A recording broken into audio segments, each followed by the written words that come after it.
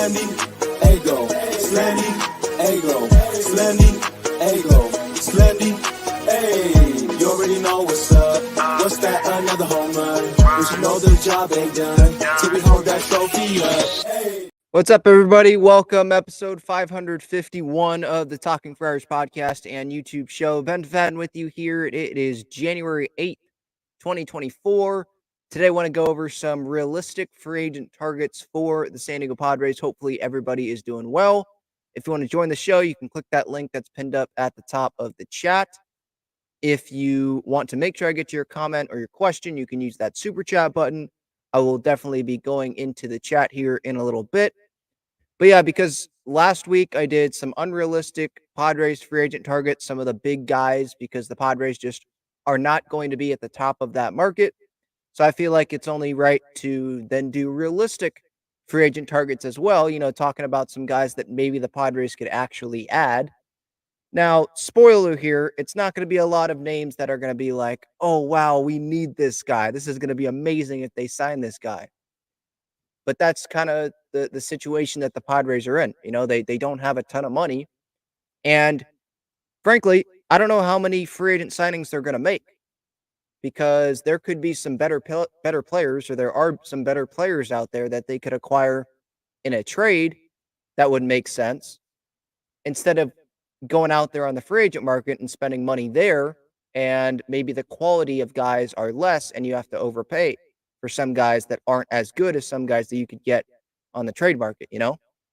Just look at like Shamanaya getting $14 million a year, Kenta Maeda getting that contract he got from the Tigers, Jack Flaherty, Lucas Giolito, who has innings, but he didn't perform that great, and just these deals, regardless of who you are, you're getting more than $10 million. Like, that's just what the market is.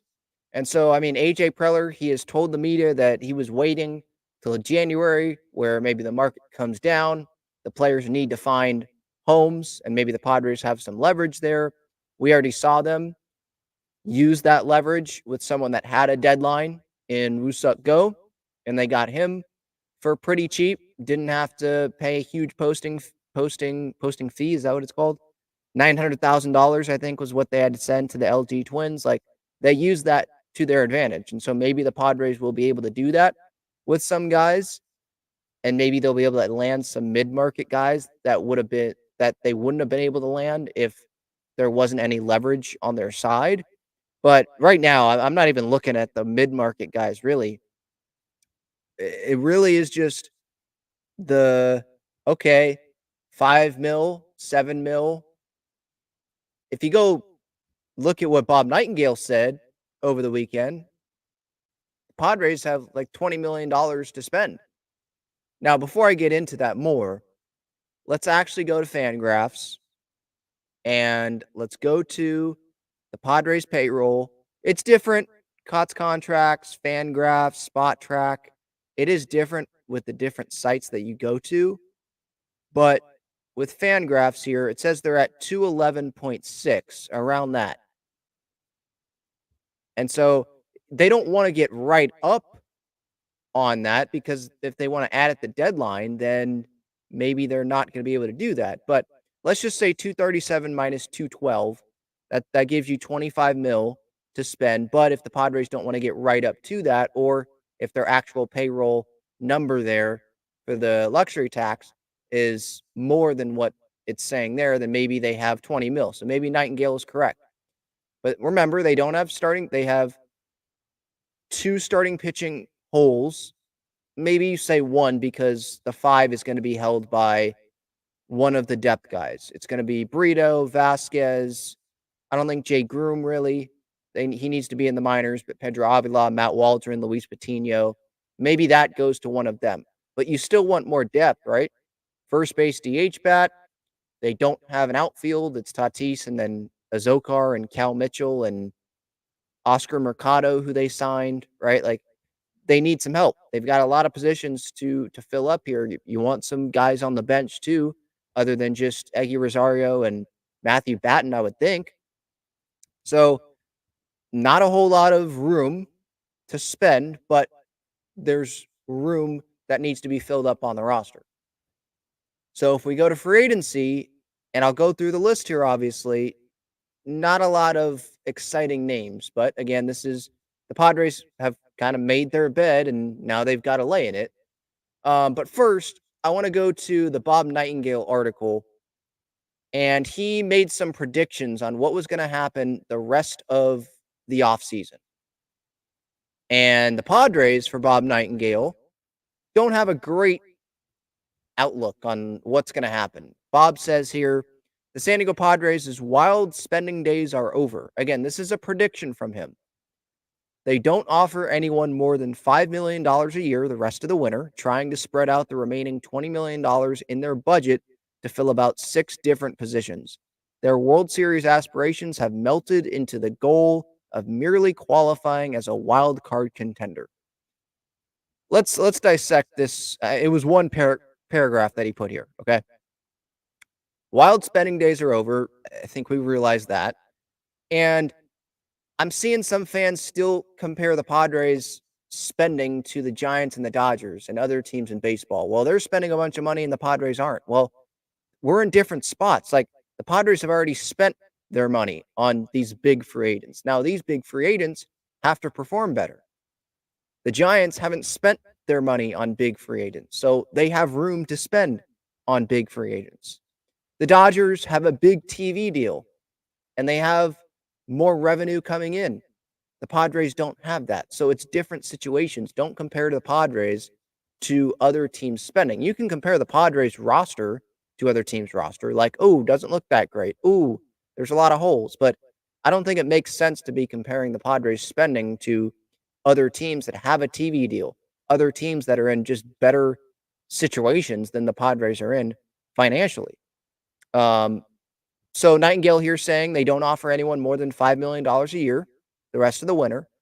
I think that's a stretch. I think you could see maybe one guy, because what starting pitcher are they going to bring in here to be the 4 starter realistically? Maybe that's going to come via trade then. What's going to come in here, a starting pitcher, for less than $5 million? And you're going to confidently say, yeah, that guy deserves to be in our rotation. I don't see that.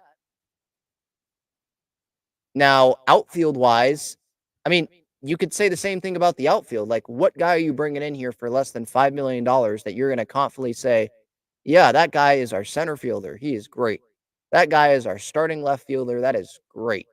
We are super excited that we brought in player X on a 1-year deal worth $4 million or 1 year worth $5 million. I just don't see that. The market, it's not going to be as great for guys as we get closer to spring training, I would think. Guys that don't get signed, and that's who the Padres are probably going to end up getting in free agency. But yeah, I mean, not spending more than $5 million on any player, then who are they going to get? Like, all of these acquisitions are probably going to be via trade then, is what I would think. And he says fill out about 6 different positions. So 2 starting pitchers, 2 outfielders, first base DH bat, and then a bench player. Is that what he's referring to? Because I think we're good on the bullpen. And those other spots, we know that the Padres need to make some additions there. This last part, though, I wouldn't worry too much about this. Their World Series aspirations have melted into the goal of merely qualifying as a wild card contender. Does Bob forget that the Arizona Diamondbacks were a wild card team? They just made it to the World Series. Does he forget that the Texas Rangers did not win the division this past year and they won the World Series? Does he forget that the Padres made it to the NLCS in 22? They didn't win their division. The Phillies, they didn't win their division and they made it to the World Series. The Nationals in 2019.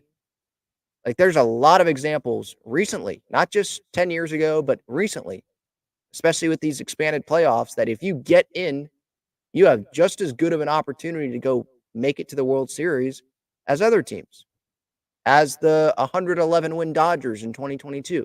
We saw it for ourselves. So, okay, our goal right now, the Padres' goal right now is to make it into a wild card, let's say, right?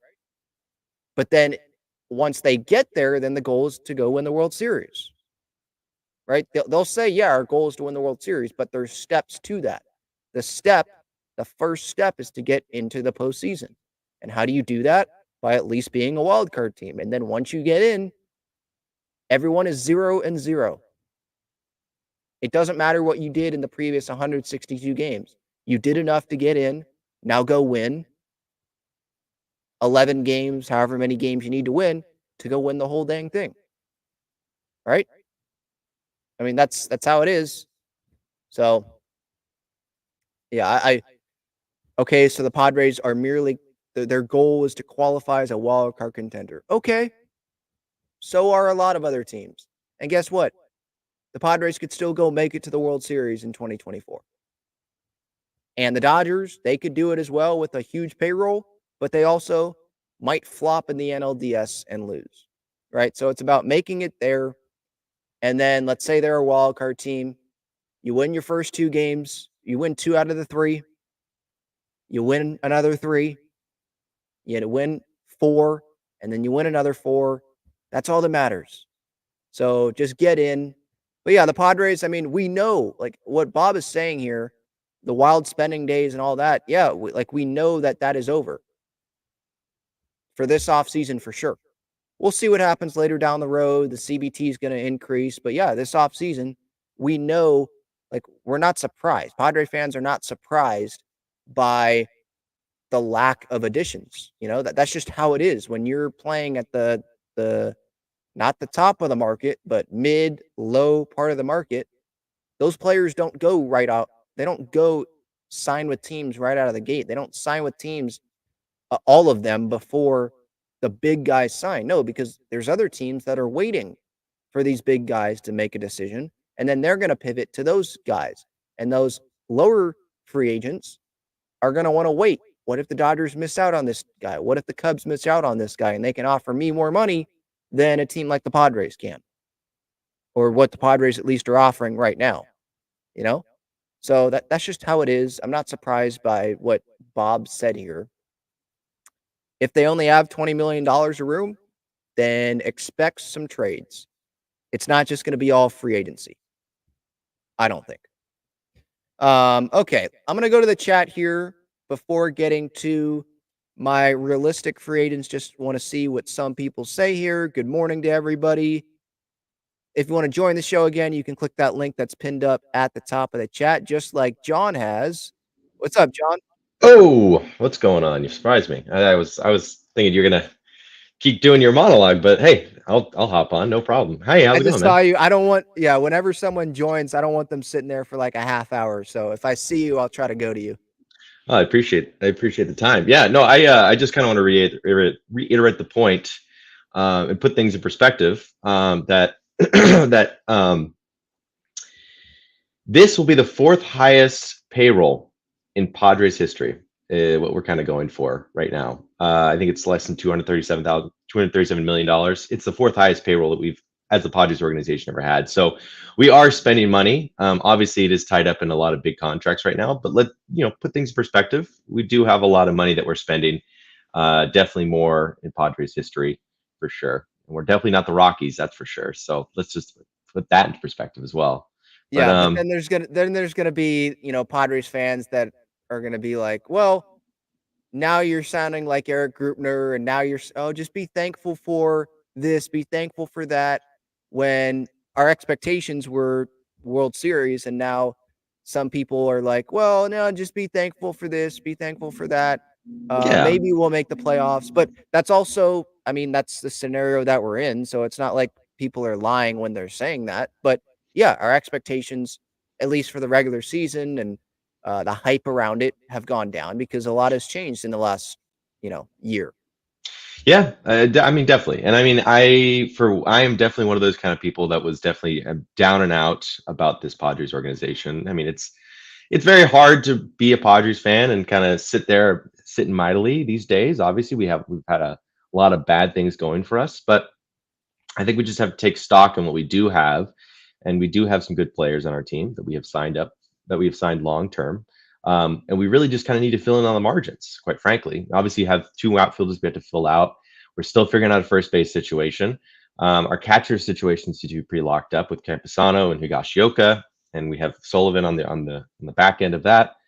there is upside to the Padres organization. I mean, I would say that we are in a better position than most teams in the National League standings right now that obviously have much higher expectations going in. The Giants, I think, are a great example. They just have a bunch of pieces that, quite frankly, just don't mix up well together. And they also have a bullpen that is not really that strong of a bullpen. So I say, putting things in perspective, Padres have a lot going for them, and it really kind of hinges on our big guys showing up, producing, and being consistent throughout the entire year. I mean, that was the failure of this organization last season, was that when August rolled around and we needed Tatis, Soto, and Machado to do something about it, Machado got injured, Tatis and Soto didn't do so well. So, we were 2 games away from being in the playoffs as a result. And so, just kind of we were that close, is what I'm saying. We were close.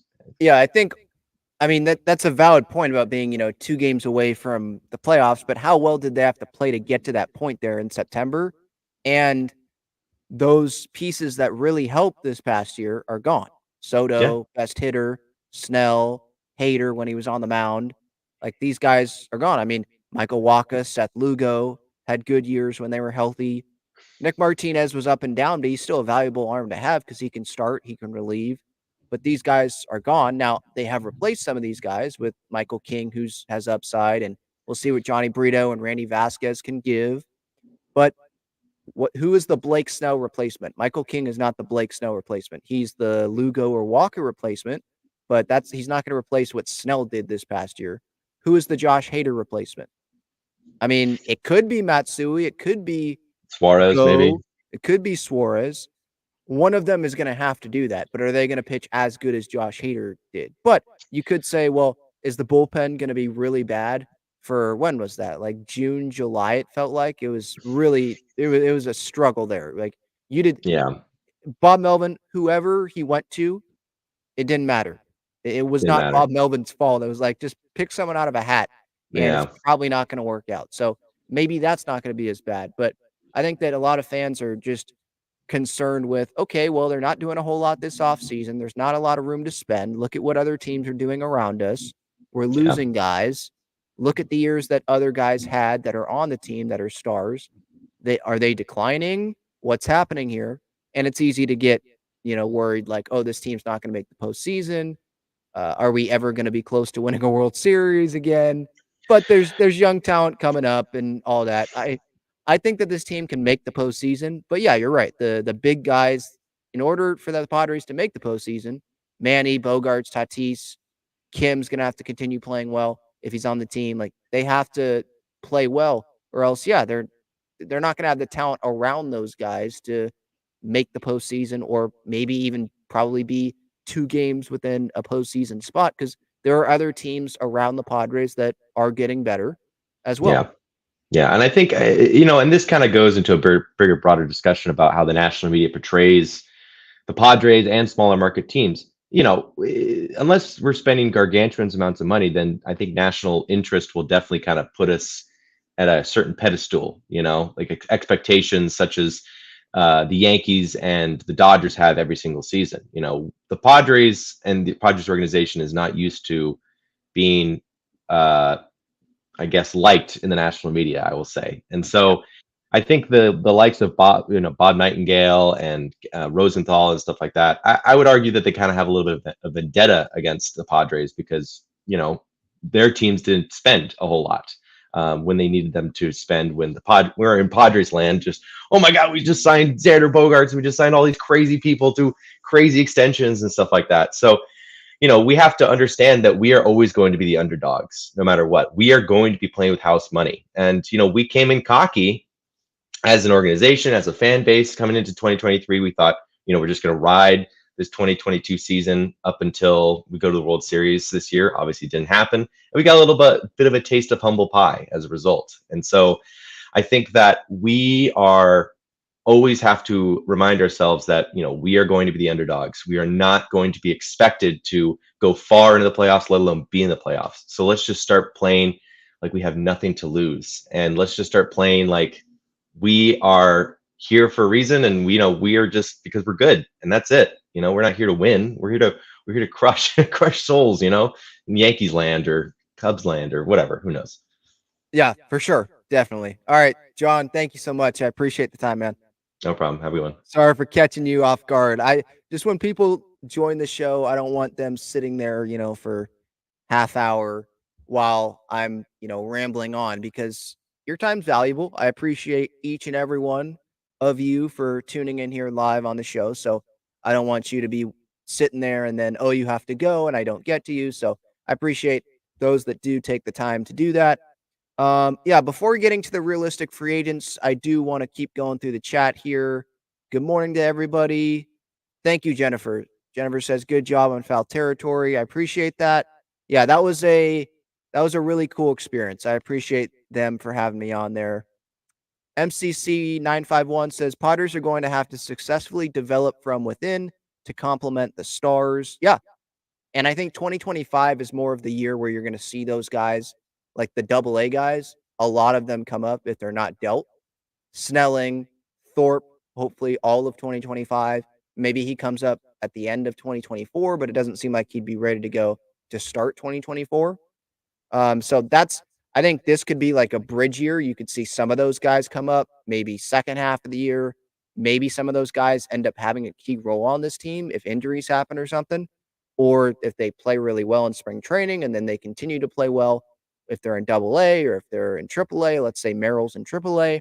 I'm going to be very interested in seeing where Jackson Merrill plays. Does he play in left in spring training? Is he playing infield at short still? Like, what is happening there? Where is Graham Pauley playing? Nathan Martorella, who's on the show, is he going to be sticking at first? Try to develop him at first and have him come up and be at first. What's going to happen there?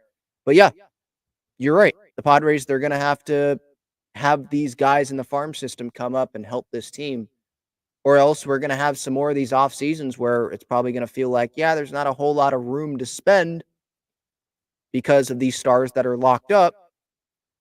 And then we're going to be continuing to be hunting for bargains, the low part of free agency, not the stars. But I did tweet this out this morning. Let's keep in mind that next offseason, now the Padres, they might not be shopping at the top of the market. Like, I totally understand that. But there are benefits for the Padres being under the luxury tax, the 237 number. That raises to 241 next offseason. And the penalty can reset. It resets if they're under it this year. And so if they get back over it, then it's a 20% tax on all overages instead of losing a bunch of draft picks and the penalties increasing even more because it's whatever straight year of being over, right? Free agents next offseason include, yes, Juan Soto. He's not coming back. I don't see that. They're not paying $500 million for Soto. But there's Paul Goldschmidt. We know the Padres. Maybe Martorella ends up being the first baseman of the future, or they move Bogarts to first and he's willing to do that or whatever. But Goldschmidt's out there. Pete Alonso's out there. Alonso's going to have to be a big contract, though. So I'm not trying to sit here and say, like, yeah, the Padres, they're going to sign huge deals with these guys, but who knows? Trades could happen. Things can happen. Guys could not be on the team that we think they're going to be on the team, and then that can open up some different possibilities. But there are some free agents out there like Max Fried, Zach Wheeler, Corbin Burns, Shane Bieber, Pete Alonso, Paul Goldschmidt, Juan Soto. Bregman and Altuve don't fit, but they're out there as well next offseason. So that is something to look at. Even if it's not the Padres signing those guys, but maybe it's the Giants. The Dodgers, I don't know how much more money they're going to be able to spend after this offseason, but maybe the D-backs, maybe other teams in the National League, like teams in the NL Central, teams in the NL East, the Mets, right? They take away some of those guys, and then the Padres have to contend against those guys, come 2025 and beyond. So that is something to at least keep and store in the back of your head there. JD's third asked Ben, who do you blame the most for the Padres' financial struggles? Keep in mind the spending spree started in 2019. Would a different front office have made better choices? I mean, maybe another front office wouldn't have signed Eric Hosmer, but how much of a decision was that the front office or was that Ron Fowler, right? How much was the Bogarts move Preller or Peter Seidler? So maybe if the Padres had different ownership. And I don't want to blame Peter Seidler. That's not what I'm trying to do. I'm just saying, what if there was different ownership? Maybe they wouldn't have signed that. Someone like Xander Bogaerts to a $280 million deal. Maybe they wouldn't have signed Eric Hosmer when there wasn't much interest from anyone else. Maybe they would have taken that as a sign, like, hey, maybe we should give less money to this guy. Maybe there's some red flags here. But at the same time, some ownership may not have given Tatis a $340 million extension before he had played a full season in the big leagues. But that might end up being like the best contract in baseball because of how long he's locked up and how team friendly that deal may end up being, right? Maybe there's some ownerships around baseball that would have let Musgrove go to free agency instead of taking advantage and go sign him and lock him up. Maybe some GMs would not have been willing to trade some of the top prospects that AJ did for Juan Soto, and that ended up kind of working in 2022. They make the postseason, they go on the long postseason run, and then they turn it into Michael King, who could end up being good for the Padres, Drew Thorpe, who could end up being a top of the rotation, mid-rotation guy for the Padres and be a cheap contract. So there's some give and take, Sure, they made some bad trades. They made some bad free agent signings like every GM in baseball, by the way. It's not just a Padres thing. But they've also made some pretty darn good moves as well. Viva Padres says, like everyone has different personal finances, so do baseball teams. Yep. And no, we do not have a TV deal. That is true. We do not have a TV deal.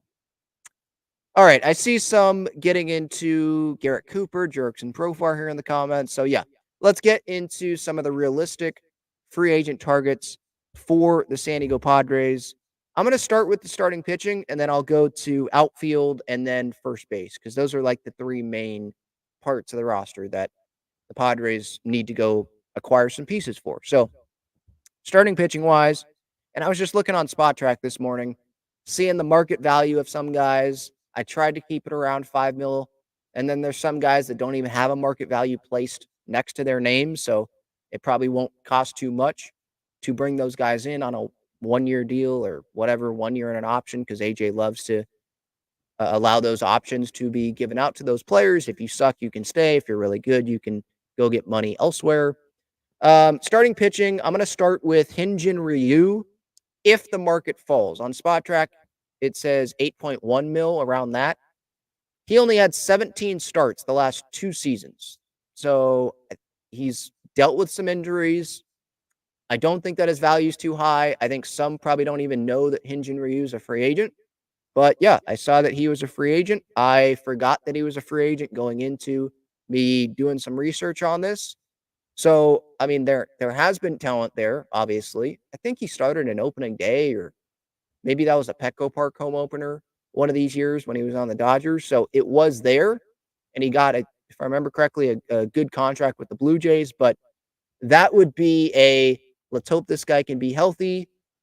If he can give you anything, that's great. But should the Padres be wasting money on a big question mark? Probably not.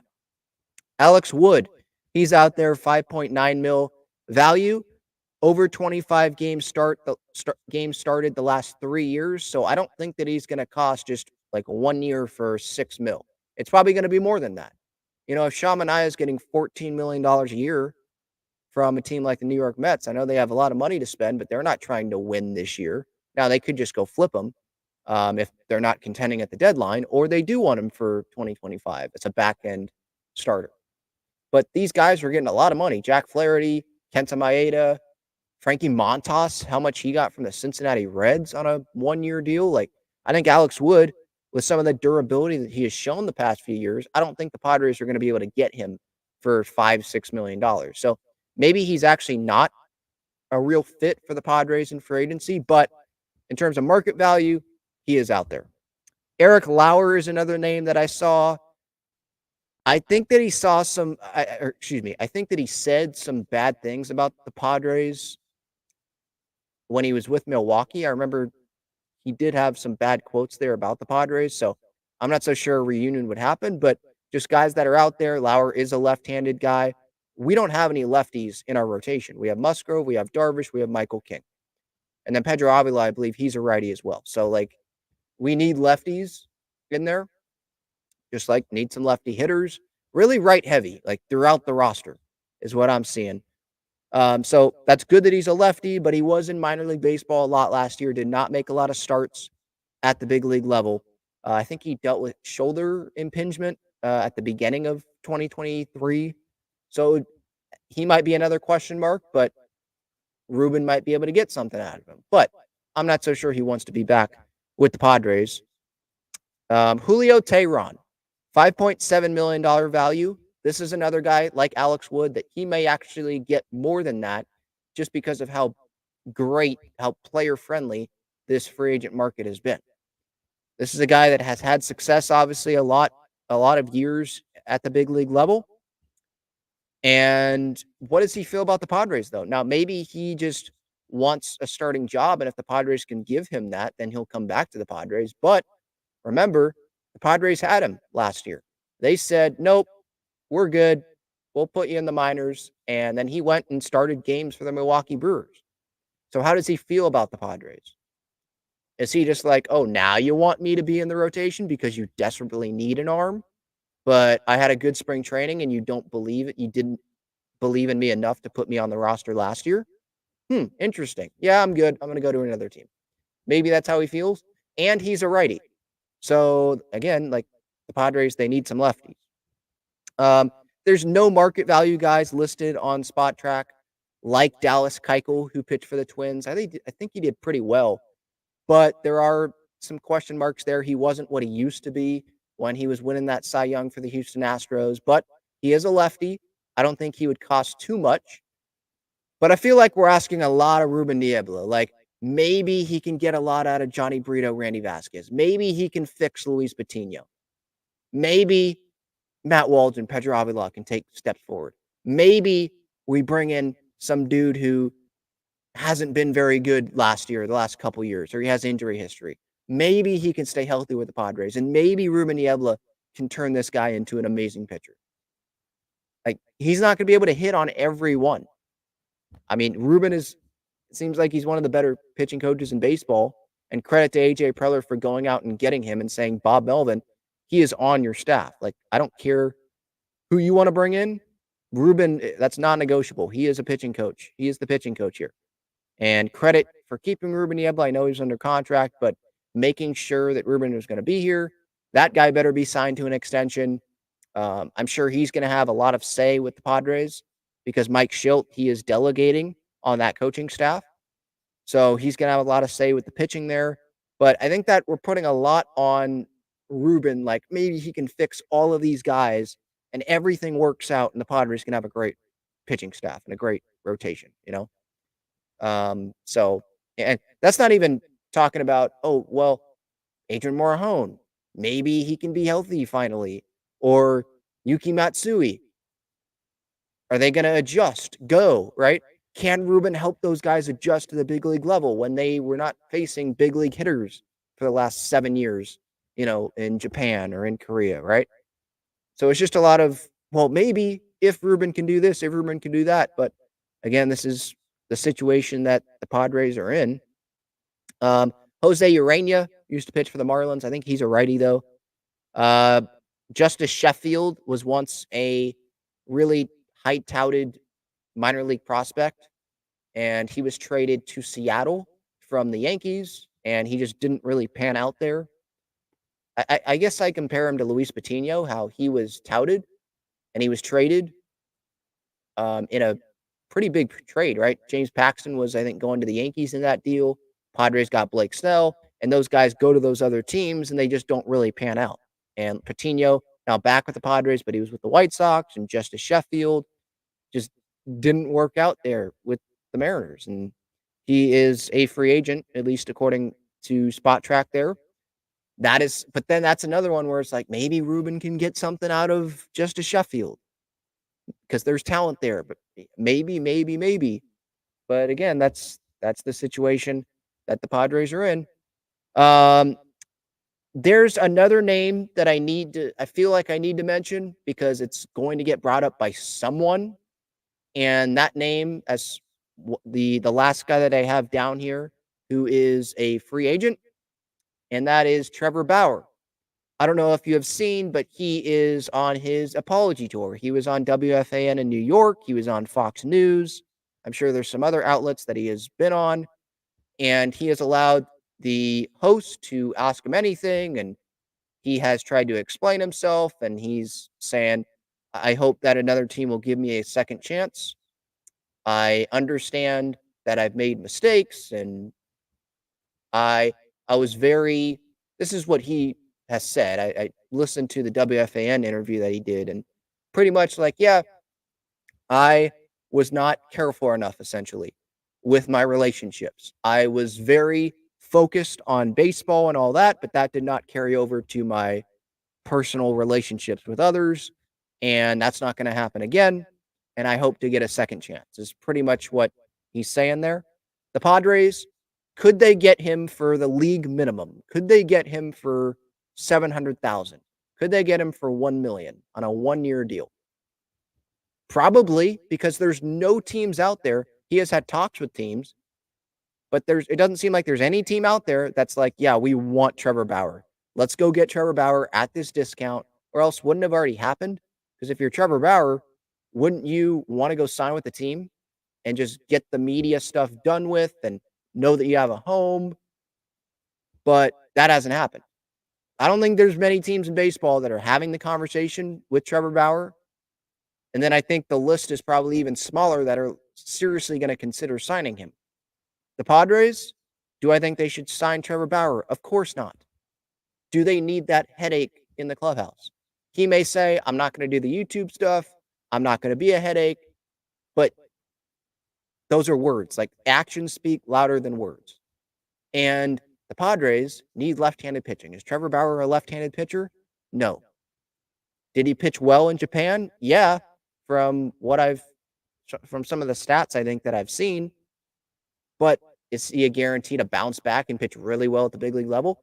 I guess he's throwing upper 90s velocity, like it's still there.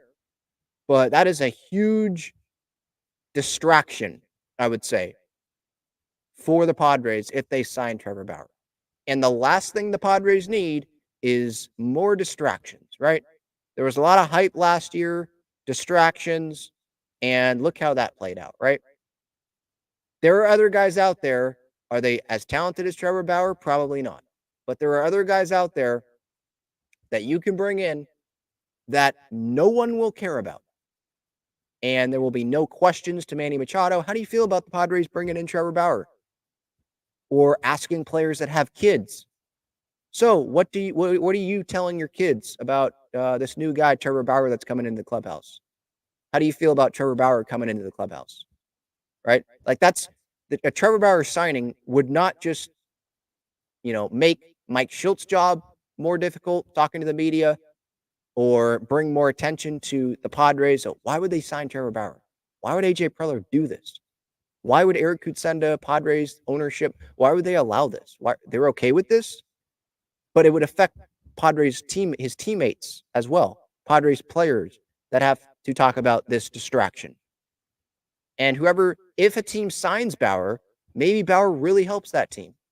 But I'm willing to take the risk of not signing Bauer and just bringing in other guys, making trades, and you can win that way, right? Like, you can win a World Series without Trevor Bauer. Every team in history has proven that. So I'm not going to take that. I'd like Trevor Bauer to prove. I'll let another team take on that and have Bauer prove that with another team before even considering Trevor Bauer. And I'm just not a big fan of Trevor Bauer's, to be honest. So there's that. But yes, Trevor Bauer is a free agent, and the Padres, who need to bring in guys that don't cost a lot of money because they don't have a lot of room, it would fit for the Padres, you would think. But there's a lot of other things that if I'm AJ Preller, if I'm Eric Kutsenda, if I'm Eric Grupner, if I'm anyone that has any influence in that organization, I am not going to be advocating to bring Trevor Bauer into this clubhouse. That's just not going to happen. I'm not dealing with that. So yeah, those are the starting pitching guys. Maybe the Padres are okay with trading for a starter. I feel like this is what could end up happening. They acquire a starting pitcher who's controllable, young, not making much money, and maybe $5-7 million, maybe even less than that. Maybe they're literally on their rookie deal, and it's like $3 million that they're making in 2024. And he's their 4 starter, right? And then maybe the Padres are okay with signing the scrap guys to be AAA depth guys, right? Guys that don't get signed, are looking for any team to give them a chance in spring training. You just go sign those guys, right? For depth. And they're okay with having Johnny Brito, Randy Vasquez, Luis Patino, Jay Groom. I don't think so, but I guess you could throw them in there if you want to. Pedro Avila, Matt Waldron fighting for the 5 spot. And they're just okay with that. And they'll go spend on the couple of outfielders, find a way to get to, $20 million of spending for the rest of the offseason. And maybe they find we can't spend on 2 big league starters with this pitching market, and we have to trade for one, and we'll have these other guys fight for the 5 spot, and we'll just see what happens. And if it doesn't work out, then I guess we'll just keep trying to cycle through guys until someone has a couple of good starts. We'll ride with that person. We can have openers for the 5 spot. Maybe that's what the Padres end up doing. Because there's free agent guys out there, like I've mentioned here, some of these names, but are they all that appealing? Are these pitchers really that appealing? Not really, right? So it's going to be interesting to see what the Padres do pitching-wise. Outfield-wise, I'm going to get to the outfield market and then first base after this break. Check out Gaglione Bros' famous cheesesteaks and garlic fries on Friars Road. You can visit their website, gaglionebros.com, for their entire menu and enjoy their cheesesteaks and fries at Petco Park and Snapdragon Stadium as well. All right. I was looking on Twitter and saw that the Aztecs are back in the top 25. So, yay. That's great. Yay. They play San Jose State tomorrow, by the way. And then this coming weekend, they play, New Mexico, at New Mexico. Only 2 losses on the year. Finally, they're in the AP top 25, but I don't really care. I only care about the net and what they do on the court. I don't care about opinionated top 25 votes, whatever.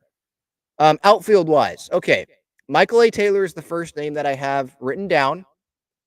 $7.2 million is the market value. And is he going to have as good of a year offensively as he had this past year? I'm not so sure about that. Putting him in Petco Park in comparison to Target Field and facing some of the AL Central teams, the AL Central pitching, is he going to hit, how many home runs did he hit? 17? Is he going to do that again for the Padres like he did for the Twins? And are the Padres going to feel as desperate as maybe the Twins to bring Michael A. Taylor in? Now, Michael A. Taylor, let's look. I mean, the OPS, it's not anything oh my gosh, got to have this guy. 720. OPS plus is 6% below league average at 94. His on-base percentage is well below 300. But he hit 21 home runs, 1.9 WAR, which is what Grish pretty much does when he was hitting below 200. So center field just might be one of those positions where you don't expect much. You put them at the bottom of the order. They play good defense. You're not paying them really anything. And maybe the Padres wait for Jacob Marcy to come up. Michael A. Taylor, if Kiermaier and Bader got, $10+ million, what is Michael A. Taylor going to get? Around the same thing? Maybe a little bit less, but do the Padres want to spend, let's say, $8 million, $7 million on a center fielder who's going to hit 9? Or a center fielder who's going to hit 8 if they want, a second leadoff guy. And he's not a lefty, right? You want lefty bats. So I don't know how much Michael A. Taylor is really a fit with the Padres. Like, it's a name that we know, plays good defense, really fast, had a pretty good power year, especially for Michael A. Taylor, but is that going to happen again? And you're putting him in Petco Park, and he's a righty, not a lefty. So, yeah, I don't know why. I feel like the Padres, Aaron Hicks is who they're going to sign, and he might just be the center fielder to start the year.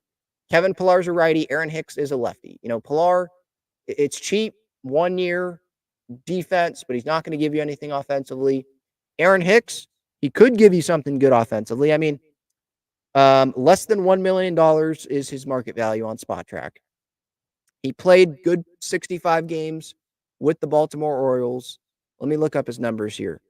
But with the Yankees, I mean, that was a terrible contract that it ended up being. And the Yankees ended up cutting bait with him, and Yankees fans were pretty happy when Aaron Hicks ended up going. But yeah, here is what he did with the Baltimore Orioles compared to his time with the Yankees. With the Yankees, in 8 years, he hit .232. He had a .735 OPS, and his OPS plus was literally 100, league average. With the Orioles, for 65 games, .275 hitter, .381 on base, .806 OPS, and a .127 OPS plus. So this is kind of like the Bellinger thing, right? Where Hicks, he's shown talent. Bellinger, shown talent. Now, Hicks hasn't won an MVP, right? I understand that. Hicks had good time with the Orioles. Bellinger, really good year with the Cubs. But what are these guys? Like, Hicks, I'm not saying he's going to get 200 mil. Like, maybe a team will bite on Bellinger. But, like, who are these guys? That's what the Padres have to ask. Now, maybe you don't have to ask that question. If Hicks is going to sign for the Adam Engel deal, 1 year, $1 million, which I don't even know. Like, you could Spot Track and say the market value for Hicks is less than $1 million. But anyone, if you have any experience in the big leagues, and he has a lot of experience in the big leagues. He's played 11 years. You have experience in the big leagues, you're going to get more than $1 million. It's just what it seems like, or at least $1 million. But let's say it's $1 million, and the Padres give him that. Maybe you don't have to weigh, oh, is this who he really is? Because it's $1 million. And you're waiting for Marcy to come up. He can be a bench left-handed outfielder, bat, if you need him to. I was encouraged by what I saw with the Orioles, but is that going to happen at Petco Park? It's a lefty, but like, are Padres fans going to be getting super excited about Aaron Hicks? It's a name. I think Padres fans know the name Aaron Hicks, like, because he played for the Yankees a lot, got that contract with the Yankees. Maybe they saw some of the numbers that he put up with the Baltimore Orioles, but none of these names, like I said earlier, these names, they're names that you've heard of, but they're not going to be like, oh my gosh, we signed Blake Snell. Oh my gosh, we signed Xander Bogaerts. We signed Manny Machado. It's not going to be that. So just got to prepare ourselves. But I would not be surprised at all if the Padres brought in Aaron Hicks and had him be the center fielder. As a lefty bat, can play center. He can play another corner if that's what the Padres want him to do. And he's not going to cost as much as someone like Tommy Pham. Definitely Cody Bellinger, obviously. Probably not going to cost as much as Michael A. Taylor, believe it or not. So maybe there's that. There's Eddie Rosario's out there, $6.5 million value. I've mentioned him before. I think he and David Peralta, maybe the Padres do that. But Peralta, is he going to get only $5 million from a team, or could he get $10 million from a team that really wants that left fielder, left-handed bat, and they're willing to do that? I don't know how high. Like, I wonder how high the Padres are going to go with an outfielder, with a left fielder or a center fielder. Are they going to go to $8 million, or do they really want to keep it $5 million, like Bob Nightingale's saying?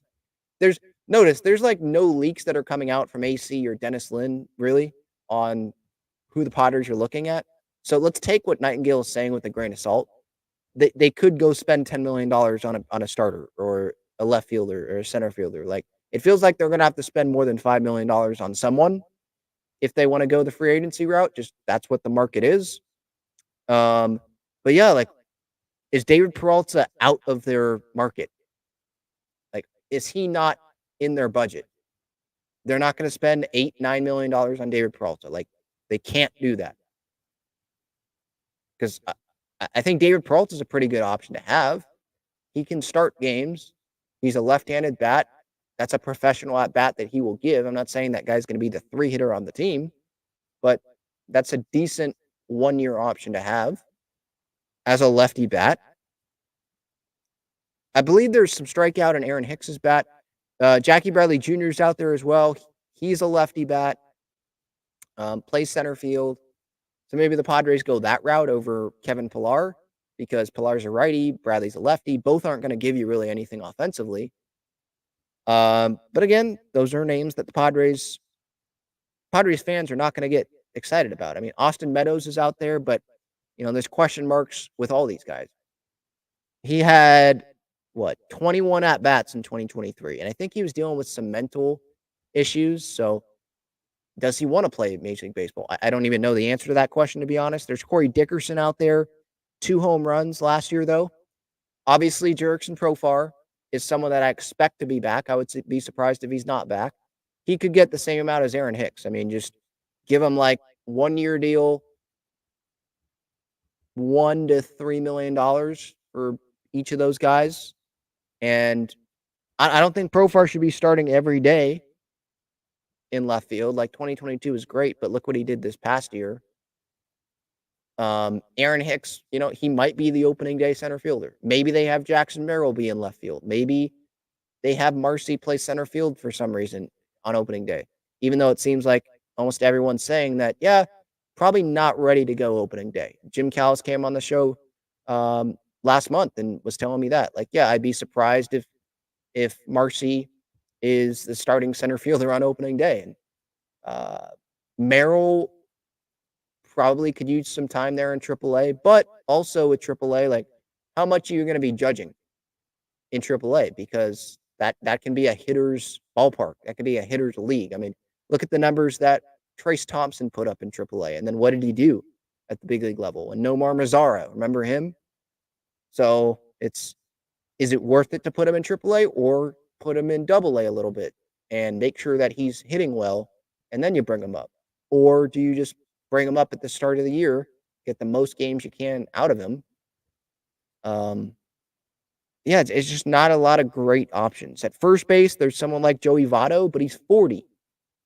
And his market value is a little over $5 million. You going to spend over $5 million on Joey Votto?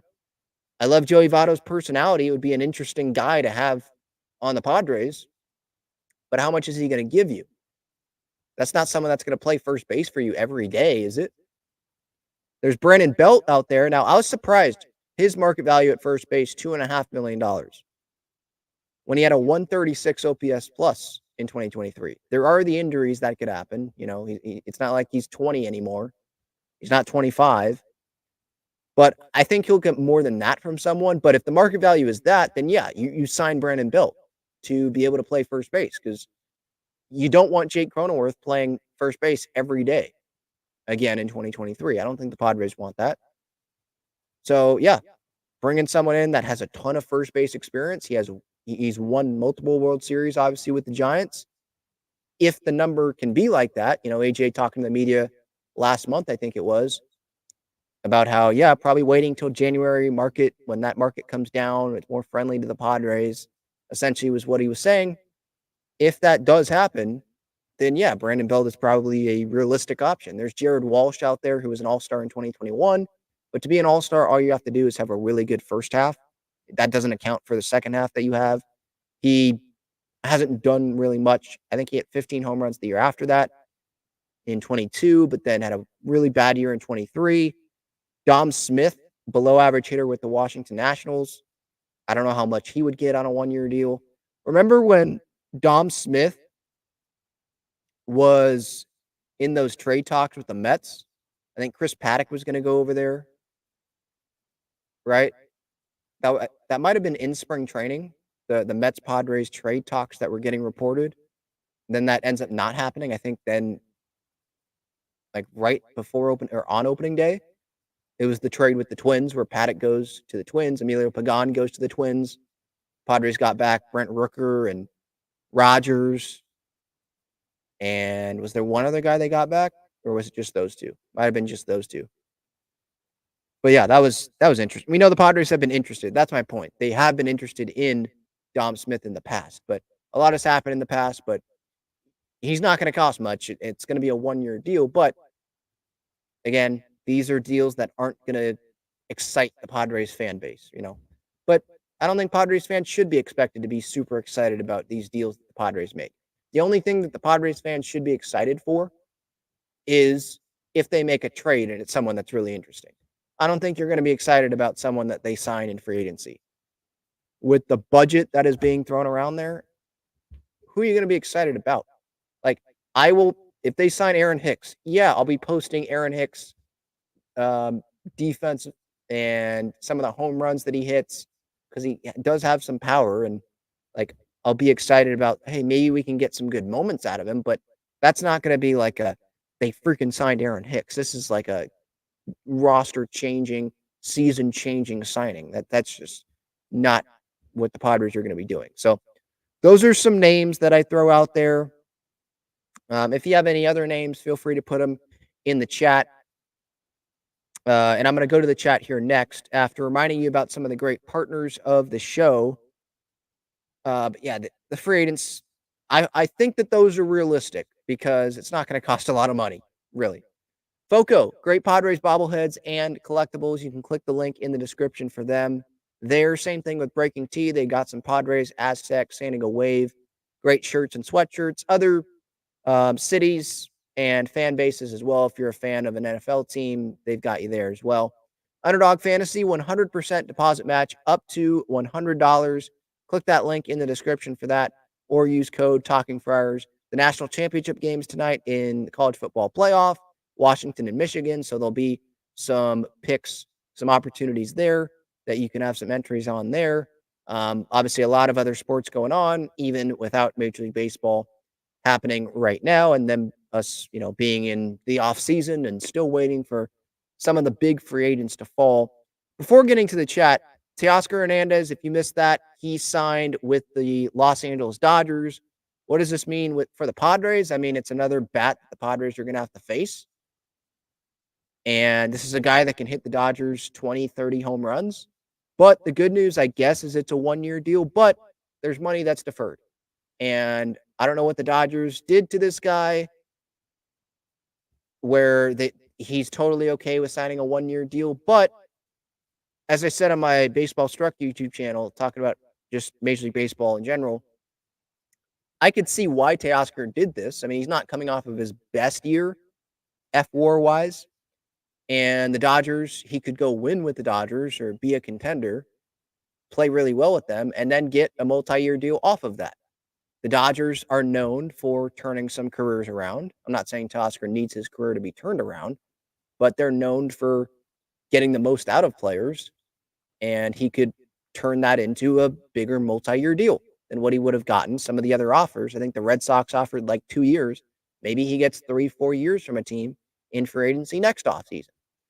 Next offseason, free agency is pretty loaded, though, so we'll see. But yeah, for the Padres, I mean, this is a guy that the Padres were not going to land, not going to be interested in. They were not going to sign Teoscar Hernandez to a 1-year contract worth their entire budget, because that's what it is. Now, that money is deferred, some of the money, but they're not spending, I think it's $15 million that he's going to get paid in 2024.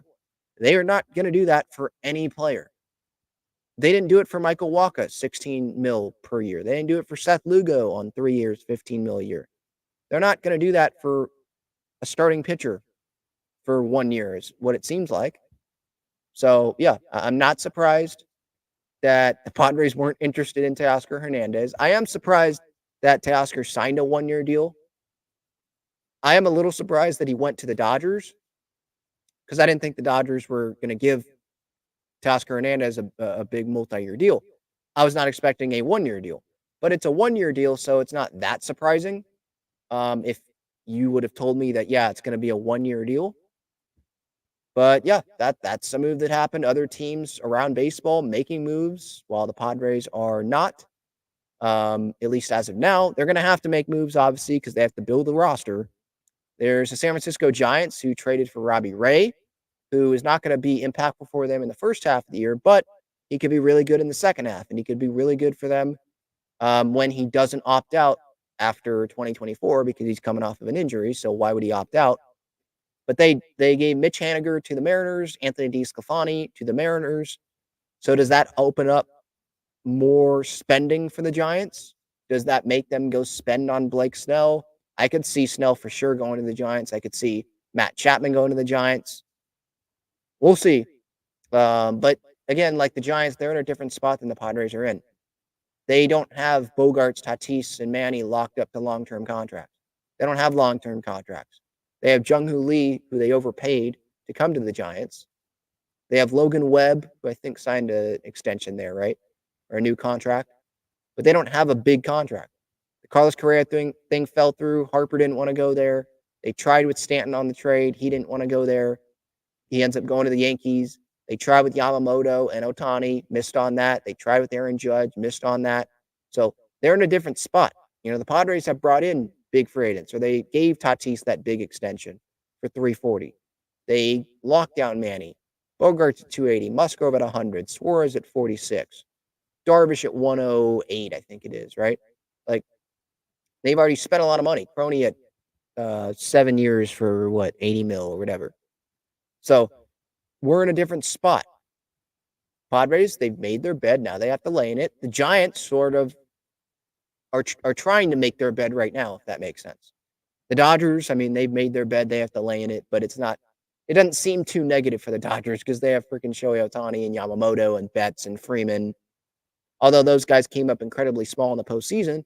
But, you know, that goes back to my point of, hey, you never know. Just get into the postseason. You know, with Nightingale saying, well, Padres go from World Series contenders to trying to just make the wild card. Okay. Yeah, it sucks that we don't have Juan Soto. It sucks that we don't have those high expectations because you want to have Hader and Snell on that the caliber of those guys on your roster, of course. But if you get in, you can go win the World Series. If you get in, you can make the World Series. A bunch of teams have proved that recently. So maybe Bob just wasn't watching the postseason or he forgot about that postseason, those multiple postseasons. It wasn't just one. But yeah, I mean, it can happen. Just make the postseason. Easier said than done. Padres have to have urgency from like day one here. All right. Going to the chat here. Where did I leave off? I think I was with Christopher here. Christopher says Cooper and Profar would be great. I mean, Profar is a bench guy, utility guy. Cooper, you need left-handed bats. I don't think that does a whole lot if the Padres just re-signed Garrett Cooper. I guess that's another guy that could be a fit. But even he might get more than like $5 million a year.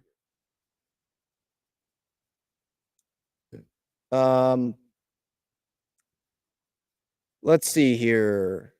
Devin says Profar. Oh, I guess Joey Gallo is another one out there.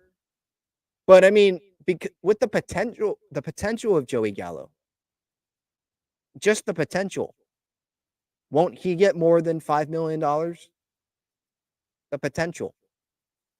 One of these years, the Padres are going to sign Joey Gallo, so it might be this offseason.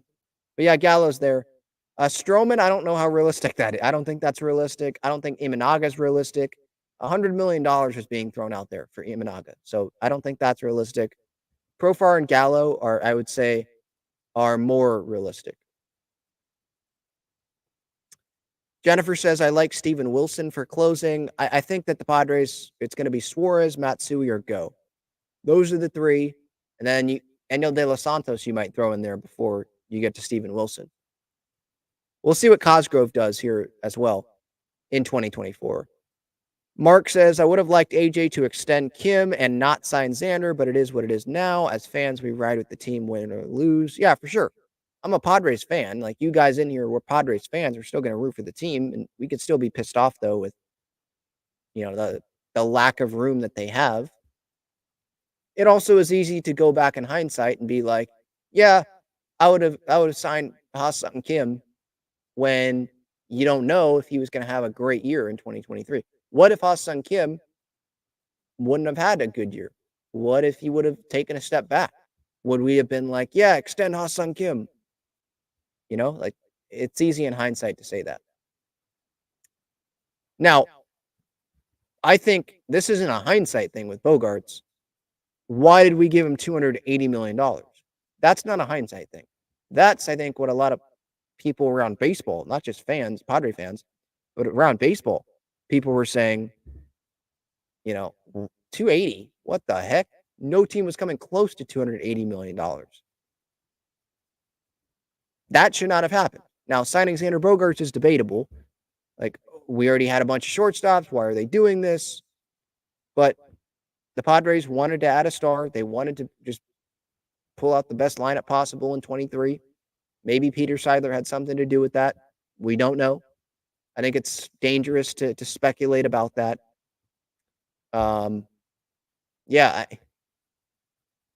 It's easy to say a lot of things in hindsight. I'll say that. Mike says Imanaga and Profar should be priority if we cannot afford to get Snell back. Imanaga, again, like $100 million is being thrown out there. When I was on Foul Territory, Adam Jones threw out $100 million. And I saw someone else, a reporter, not just a former player, throw out $100 million as well. I think it was Robert Murray of Fansided who has some sources. So that's not going to happen. Imanaga's, I would be surprised if Imanaga comes to the Padres. Yeah. Andrew, I agree.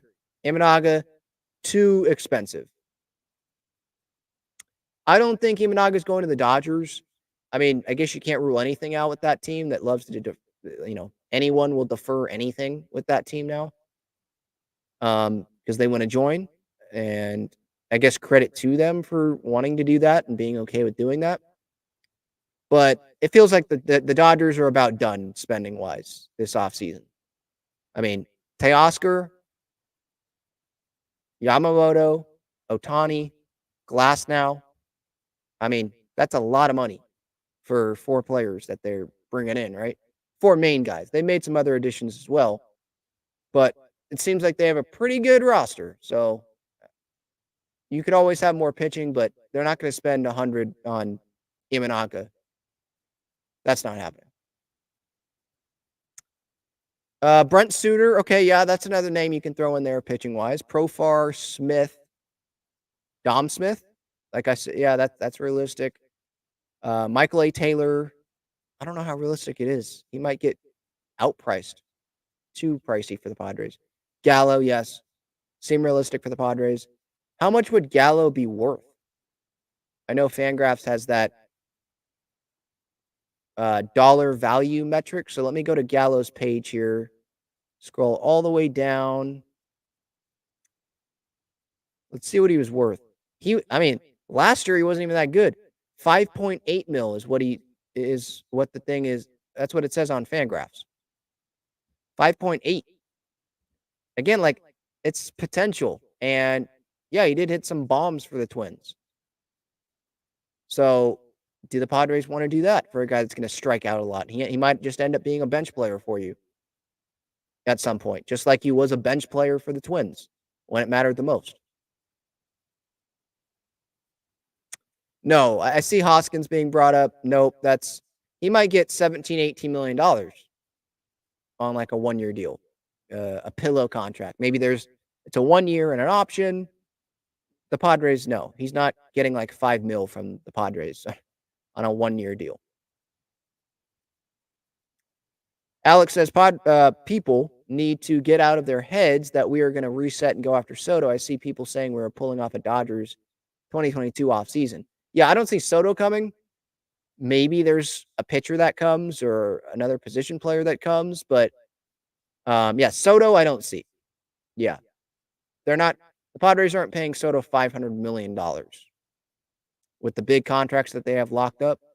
I don't see that. But they could bring in, instead of shopping on, at the low part of the market, they could shop at the mid part of the market, the middle, or maybe one of the high-end guys, surprisingly, if that guy really wants to come to the Padres or something. I don't know who that guy would be, though. Yeah, I don't know. They could trade for someone who has 1 year left, and then they extend that guy. Or, yeah, I don't know. Yeah, Soto I agree with. That's not happening.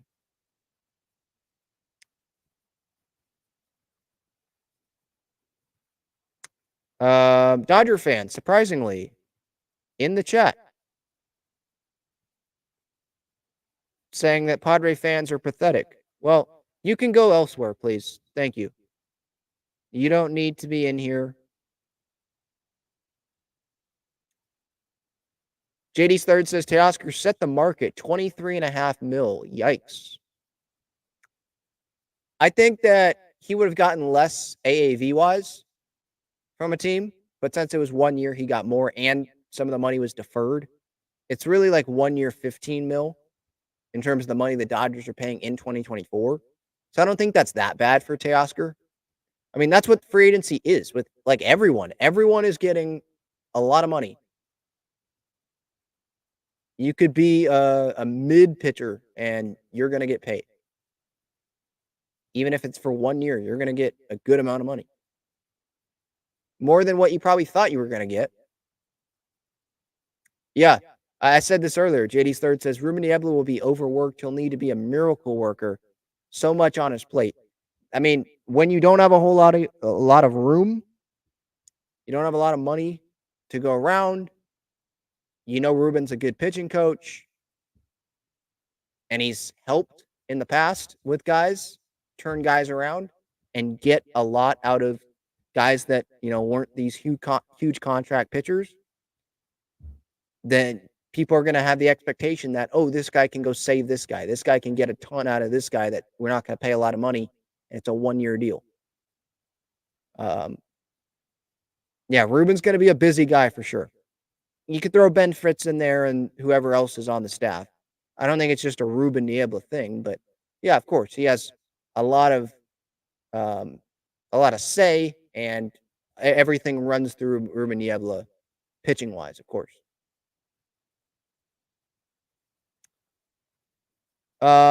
Let's see here. Chris says, not surprising, but it's funny that Bauer is not listed on MLB as a free agent option. Like MLB.com. Maybe because they're probably like, well, no team's going to sign him. Let's not list him. Why would we list him? But he is a free agent. A team could sign him, but I don't think any team's going to sign him. It would have to be like a last resort thing. Yeah, Jesse Winker is an option here, I guess, but that would be more of a minor league deal thing. And again, I don't think that's going to make a bunch of Padre fans excited. I think Padre fans, you'll see people post, 2021 Jesse Winker videos, highlights, because he was really good and he was an all-star. But it was kind of like 1 year. It was like Jared Walsh with the Angels. What happened after that? Winker went to Seattle, right? And then didn't really do much. He was disappointing for sure. Derek says Jake loses value at first base. Second base is where his value is. The biggest issue is our lack of a TV contract. A huge issue. Yeah, of course. Yep. And don't expect, at least I'm not expecting a big TV deal. They might not even have a TV deal. I guess you have to, but they might just be on your view again. And a lot of Padre fans just streaming on the MLB app or on MLB TV. And that's how they get the Padres. I'm not expecting, a Bally Sports network to come around and say, give the Padres a big TV deal. Things are changing. Things are going to streaming and all that. So I don't know if anyone saw, but in New York, MSG and Yes Network, I want to say, they combined and are making like one network or something because they're trying to get ahead of like the streaming and team streaming, giving streaming rights away and all that. So I guess they're combining with each other because there was the MSG network, there was Yes Network, but I guess they're joining forces, I guess, and doing it that way. So we'll see. But in San Diego specific, like ABC local or Fox local or CBS local, the local part they don't have a bunch of money to go give to the Padres for the TV deal. So we can't be expecting Bally type money to come to the Padres and be able to save the Padres like that. Yes, Sarah Cosmer is available. As Will has not retired yet, huh? But they're having a, or was it a bait? No. Excuse me. Sorry. I don't have water with me. So I had to cough there. My bad. Geez, my throat. What was I saying? Myers. He is not retired, but I believe they're getting married or they're going to have a baby. No, they already are married, right? Myers and Will and Maggie. I think they're having a baby. So he may just retire. I don't think he's coming back to the Padres, but when someone brought up Hosmer, when Johnny brought up Hosmer here in the chat, it made me think of Will, because I did see on Spot Track, he's still out there. He's still a free agent, so he has not retired or anything like that. But no, I don't see the Padres bringing back either of those guys. Definitely not Hosmer. And yeah, they're not, Myers, when he got let go by the Reds, he didn't go latch on to another team. So yeah, I don't know if he's going to go play again. Jason with the super chat. Thank you so much. I appreciate this. He says, do you think trading Suarez would be a mistake? Robert Suarez. I mean, I don't want to give up on Suarez. I just question who would take the contract for Suarez. Because that's a significant reliever contract. So in terms of talent, it could end up being a mistake if they trade Suarez, but I don't even think that's on the table. I haven't heard anything about the Padres potentially trading Robert Suarez. Devin says Anthony Santander could be another option. That's trade, though. I was going through free agency. Thomas says, could we trade Cronenworth for Randy? No. The Rays, I mean, let's remember who we're dealing with here. The Rays, they don't take on big contracts. The one big contract they give someone, the big contract they hand out, the dude ends up being a dumb decision maker, Wander Franco. So, yeah, no. The Rays are not trading back for Jake Cronenworth and then giving up one of their best players.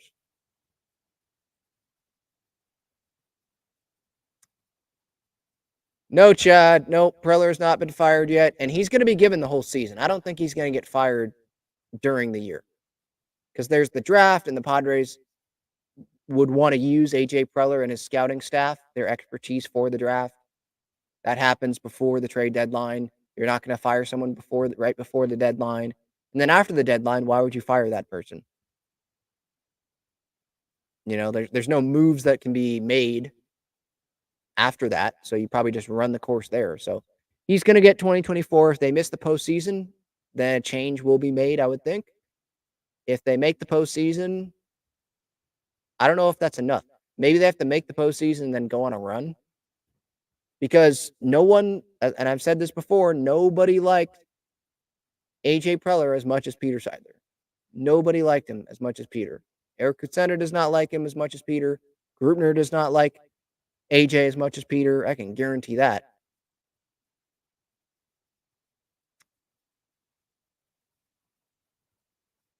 Let's see. Yeah, some more Dodger fans in here. Tom says, how about Travis Jankowski?